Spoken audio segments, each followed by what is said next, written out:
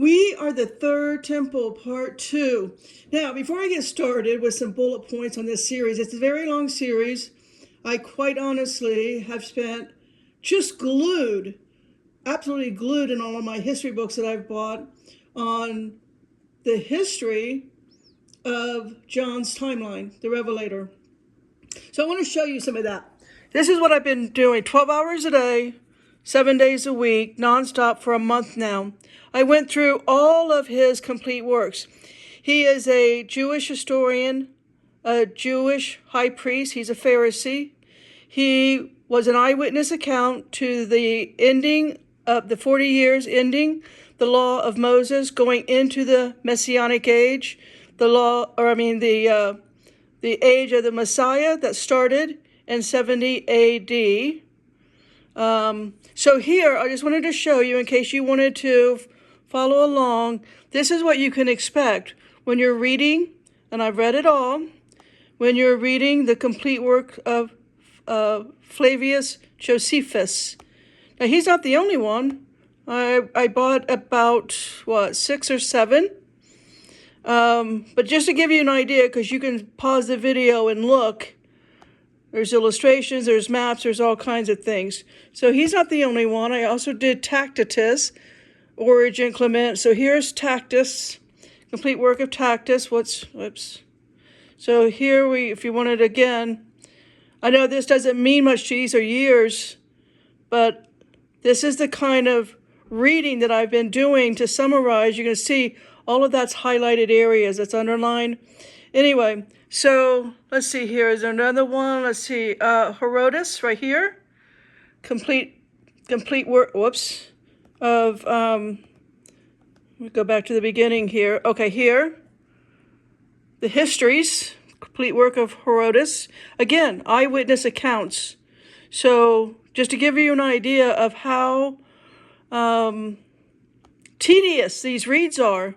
There's nothing easy about this stuff, but it's of interest to me. So, and I've done others. Let's see here. I did, what else have I read here? Gosh, there's so many. Plato. But I did more of Tacitus. Here's another one right here. So anyway, just to give you an idea, everything that I'm telling you is going to be either the words of Jesus or John the Revelator, because this series is all about Revelation.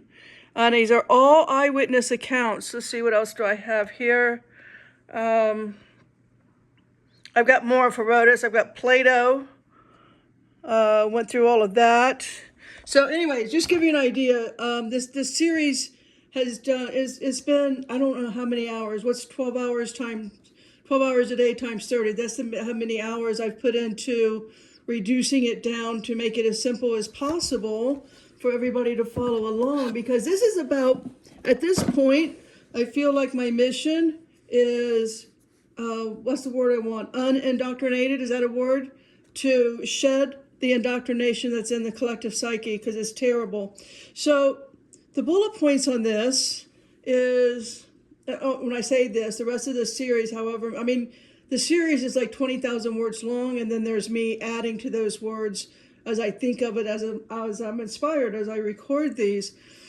But I want you to know, I looked at words throughout all of Revelation, and when I saw words that one would think applies to people outside of Israel, or people outside of John's life, John's timeline, none of Revelation applies to anybody outside of John's life. When he died, it was done. And Jesus himself, as I'll be reading those scriptures, said, this will happen before I will come back. In other words, Jesus' second coming already happened, guys. He came back, and I'll give you eyewitness accounts, all of it.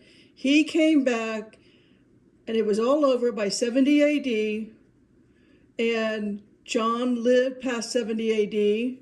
The thought is he probably lived to around 90 A.D., 90-something A.D., But it was Jesus's prophecy, and it's exactly what happened. And everything that John the Revelator writes is for John's people, John's land, John's temple, John's lifetime. So the bullet point is when I saw language in Revelation that made that the church changed to make it a profit, a money maker for the church, whatever religion you want to call it. I don't care what religion you call it. As far as Revelation and as far as the actual Gospels of Jesus, it is only one thing. It is the end of the law of Moses, the curse. Let's go with that, because the curses. I'll break it down for us, but it is to end the curse of Moses. Right? It was Elohim. It was Elohim in the Old Testament. It is to end those curses and to begin the age of the Messiah.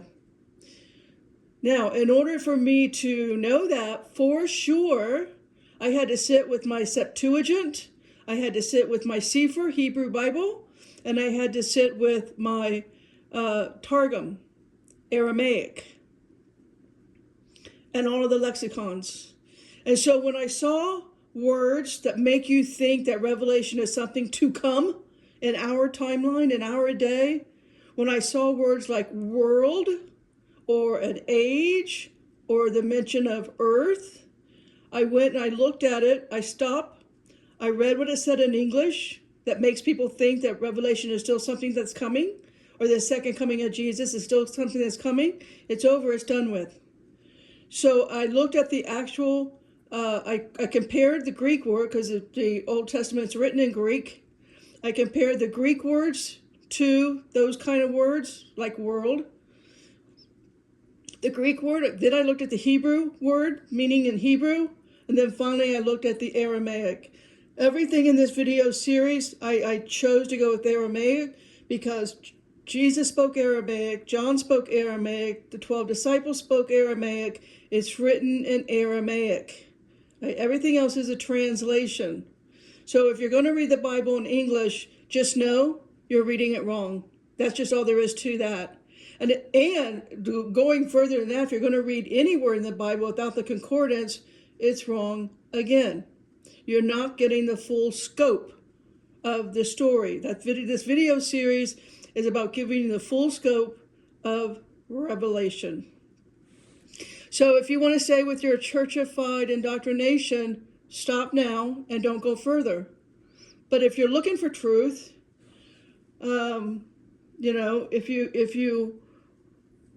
if that is of interest to you, then let's move forward.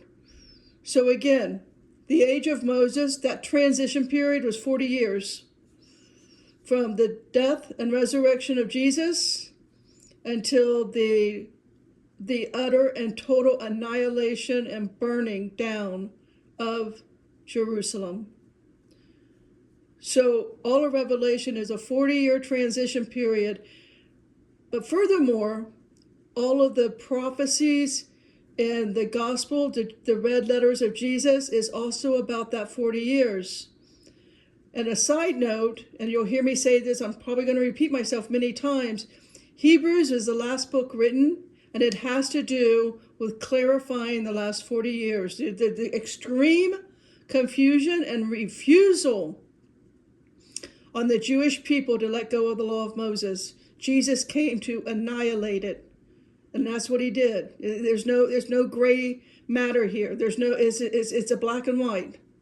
All right, the law of Moses was completely and totally annihilated in 70 AD, and the Romans were the ones that held that. They were the executor. It wasn't about the Romans against Jesus. It had nothing to do about that. And again, I'll be explaining more of that. But I just wanted to tell you, if you want to know, do we exist in Revelation at all? Yeah. Today we are in Revelation 20, verse 7. And again, it'll be not in this part 2, but I'll get to it by the end of this series to explain why we are in Revelation 20, verse 7. What is to come? Every single verse after that. Revelation 20, verse 8 to Revelation, the last verse in Revelation 22. That's what's coming. So, so from Revelation 1:1 to Revelation 20 verse 6, it's done, it's over,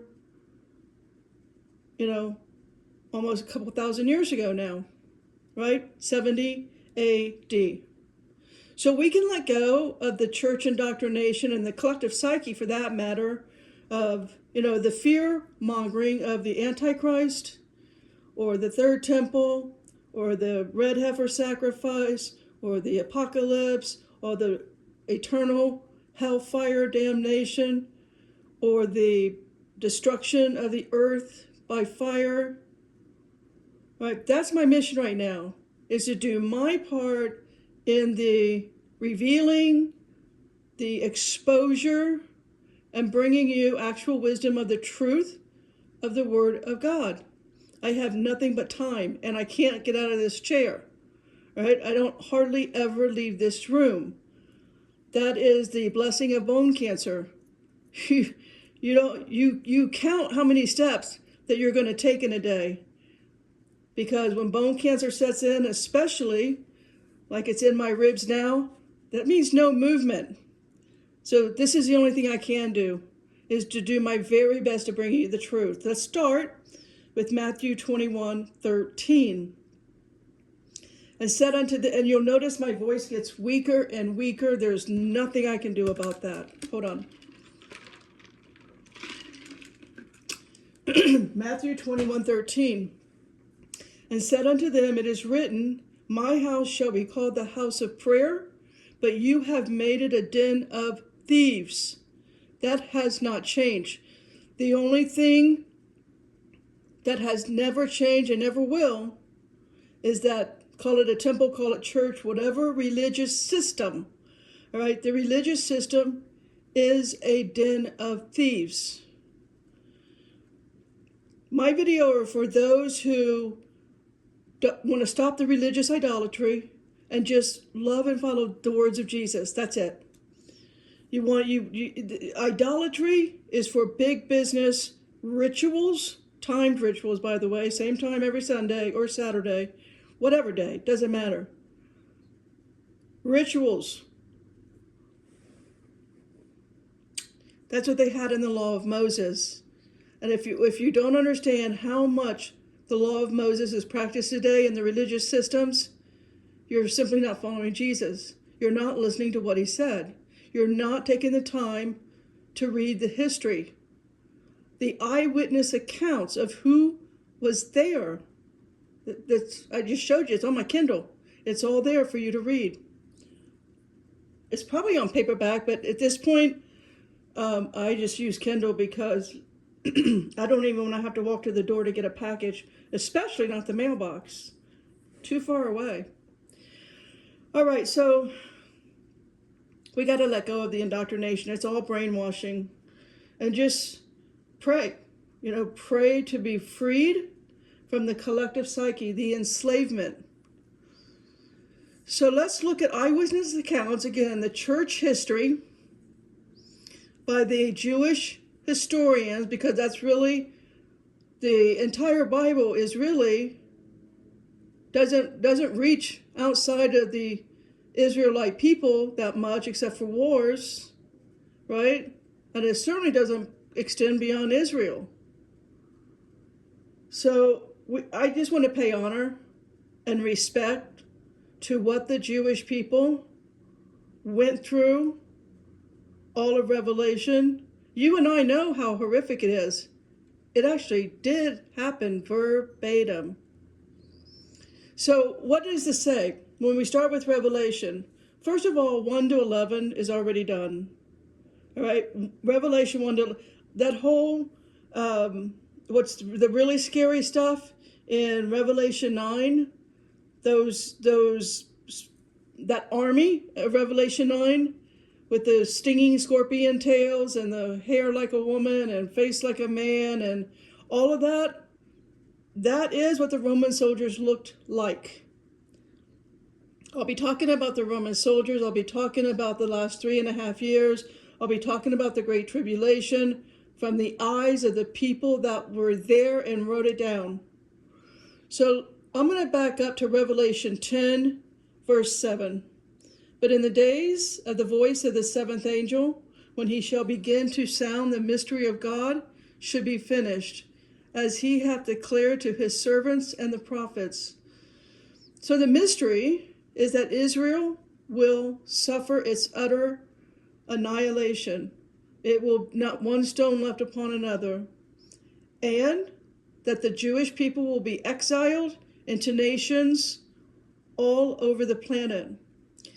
And in order to allow Gentiles to be brought into unity with the Father and for the Jewish people, is to have, I guess I would say, what Jesus wanted for the Jewish people is to have the experience of the return as a prodigal son, to have what is called the fullness of the Gentiles. Jesus wanted nothing more than for his people, the Jewish people, to turn around and become the prodigal son, and to experience the love of an unconditional father, to let go of the laws, the curses of Moses. When I say laws, just know I mean curses. I just don't like saying that word that much, just because. But the law was a curse. We're gonna look at Deuteronomy 28 on that one. So I hope this is good news, the beginning of this, part 2. The good news is you and I, Betsy, we're never going to experience that. We're not going to go through the hell on earth that the Jewish people already endured. Right? There's no breaking of the seals. That was done. The horses, the war, the famine, the pestilence. I'm going to be spelling it all out. It's all done by 70 AD. And it was horrific. It was, as bad as Revelation sounds, it's exactly what happened in a tiny little space on earth.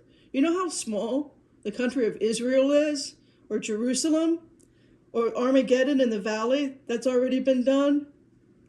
That's what this series is going to be about. So if that's the kind of history you're interested in, I've studied for a solid month to break it down as easy as I can, because the amount of words I studied, I don't even know. I mean, there were days I was worn out just from reading, just like I had done physical outside labor for 12 solid hours. That's how tough and tedious it was to read all of this stuff. So, and yes, if you're wondering about the millennial reign, this is my personal opinion, because there is no, I have tried, the only thing that I can do about the millennial reign is say that, as I'll be going through here, there is a very definitive pattern, like clockwork, on God's calendar.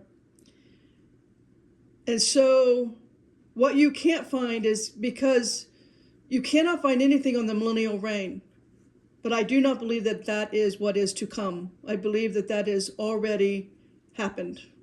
That's just my take from where I am today. A month from now, I may change my mind. A month from now, or as things continue to be revealed and exposed, maybe we'll see that we still are waiting for the millennial reign. In my mind and in my heart, it doesn't matter, because in the end, I know where I'm going. So do I need to participate in a 1,000-year millennial reign on earth? No, not really. I mean, I don't need to do that.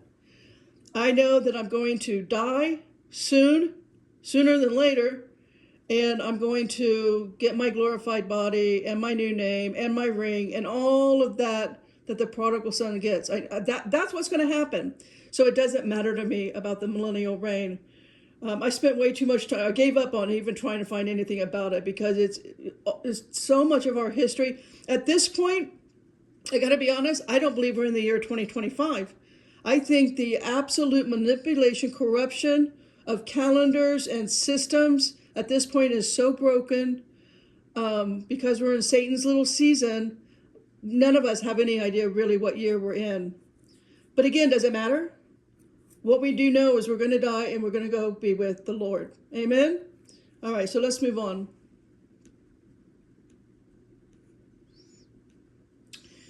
So, when you read John the Revelator, and you understand that everything that John is telling his people about is for his people in his timeline, but the imagery and the words and the symbolism that is used is almost identical to the first temple destruction, annihilation, and captivity of Solomon's temple that Ezekiel has.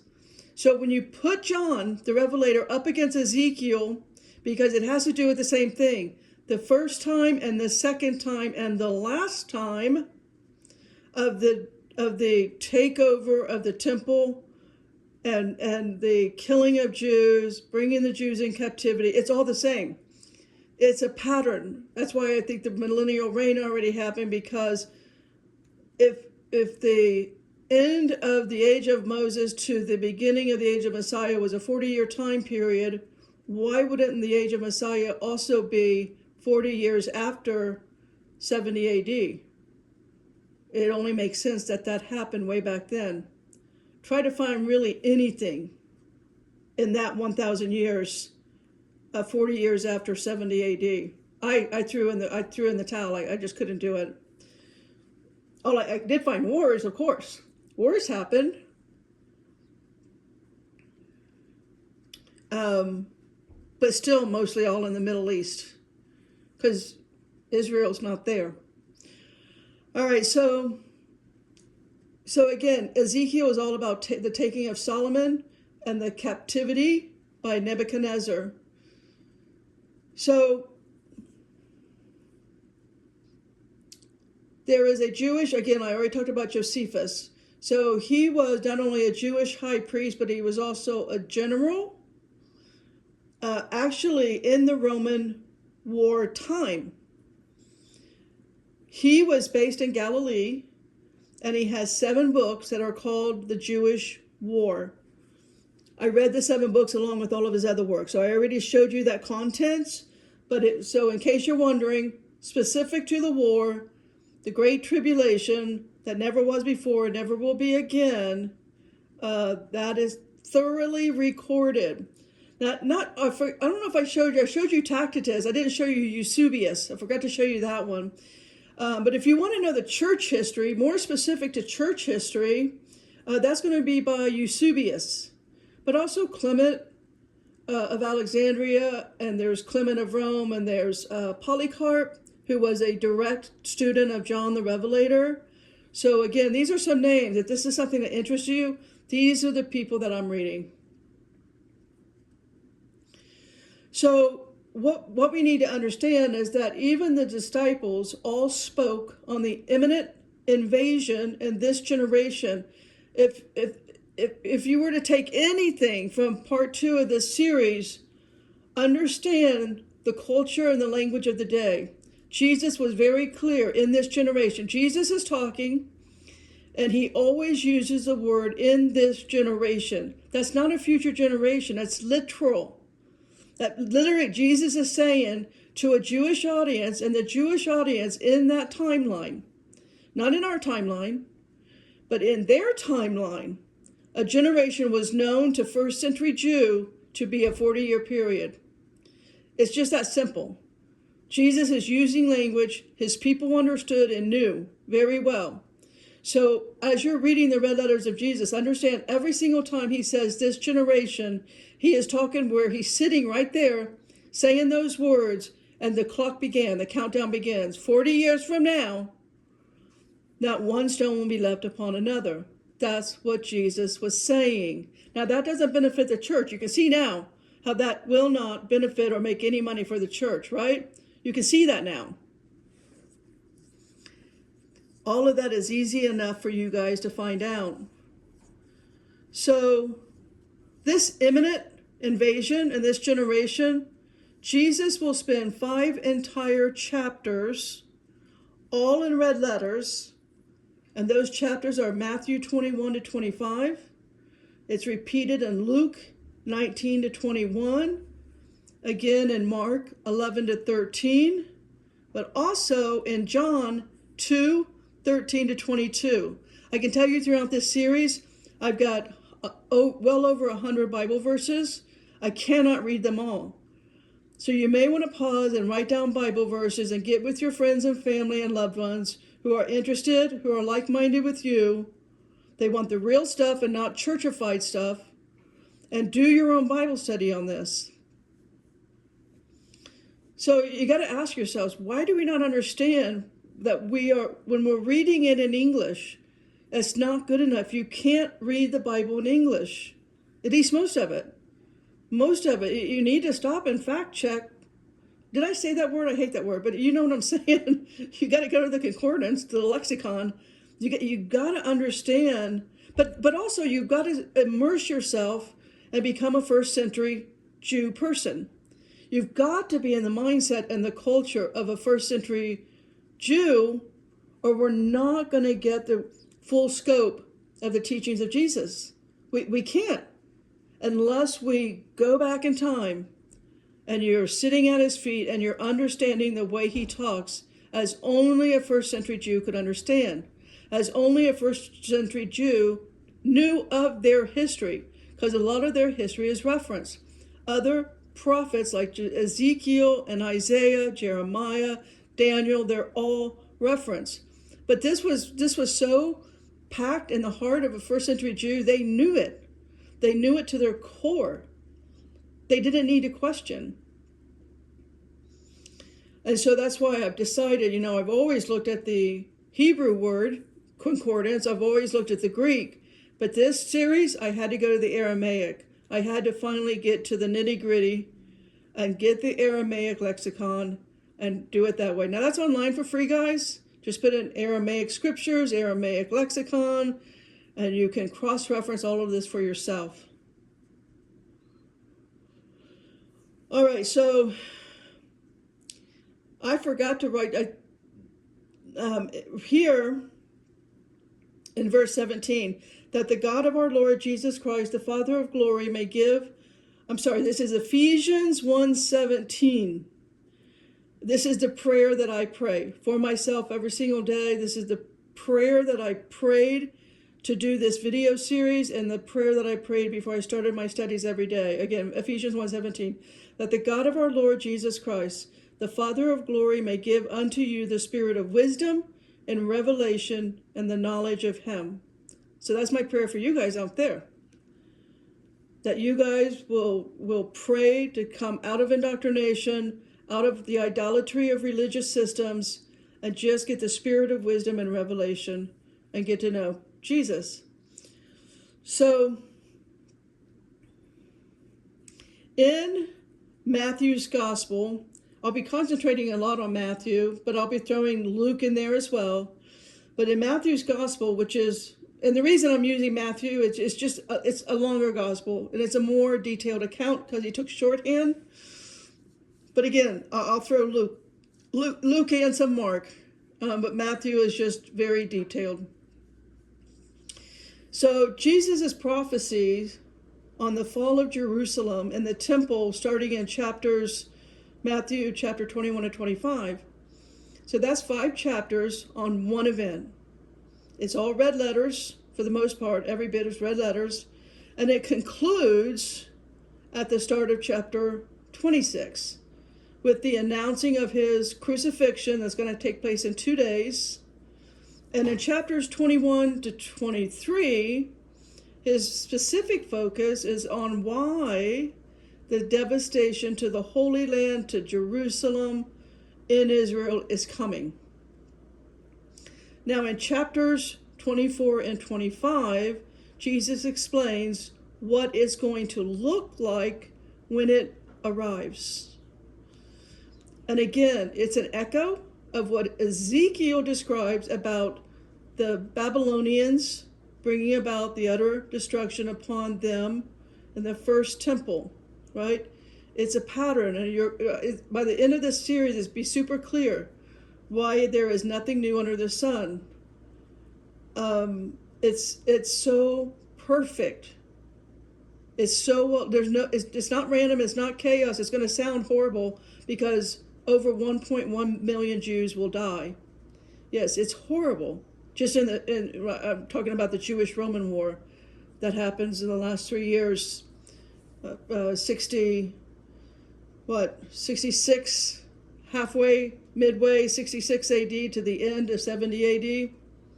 It's going to be brutal, but I'm going to describe it for you from the eyes of Josephus.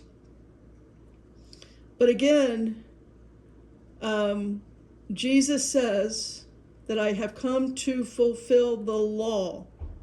So let's understand how he accomplishes that. In Deuteronomy 28, and I'm not going to read it, I'm going to describe it to you so you can read it, but there is nothing easy about Deuteronomy 28. It's brutal.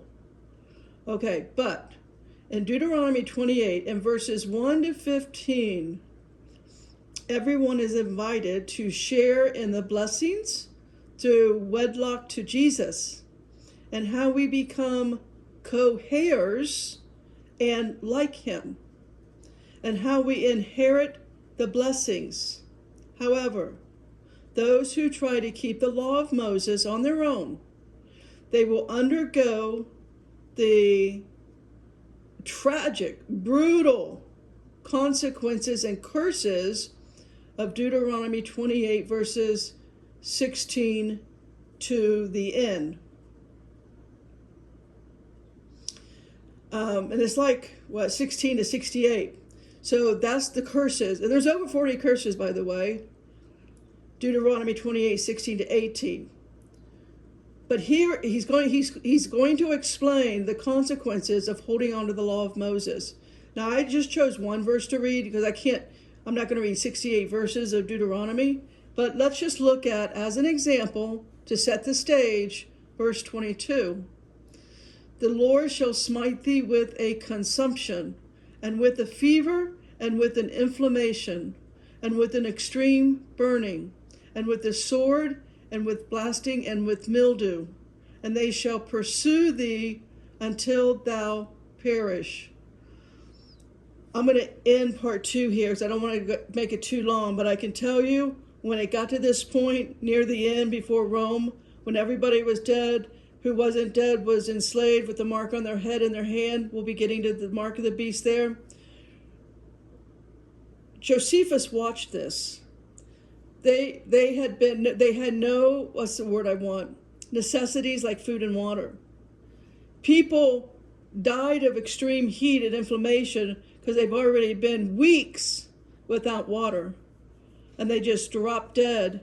And the body count was so high and the stench was so bad. All Josephus could see was in the Sea of Galilee, in the Jordan River, and the Dead Sea River, or is that what it's called? Dead Sea? The Dead Sea. The bodies would not sink. The blood was as far as the eye could see on land and water. It was the smell, the putrefied flesh in the streets until everything was just burned. It's bad. So I only say that because it's not for you and I, Betsy. It's over, it's done. That should be the good news. That's your takeaway on part 2. This is not for us. You and I are not going to go through that. You and I were born in the age of the Messiah. We live in the age of Messiah, and if you're listening to this video, you already follow and love Jesus. Amen? You're going to be fine. Potter out.